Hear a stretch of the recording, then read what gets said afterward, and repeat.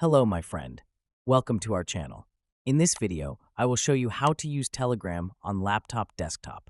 Whether you're on Chrome, Firefox, Opera, or any other browser, this guide will walk you through the process step by step. Let's get started. The first step is to open your browser and search for Telegram Web or Telegram Login on Google. From the search results, click on the Telegram Web link.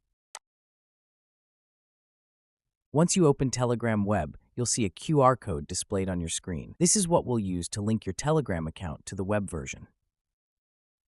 Next, grab your phone and open the Telegram app.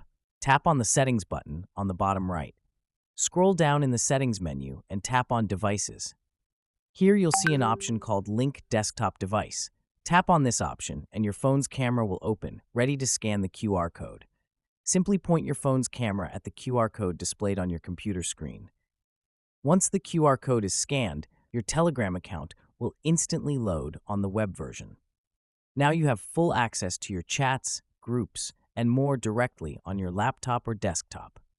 And that's how you use Telegram on laptop or desktop. I hope you found this video helpful.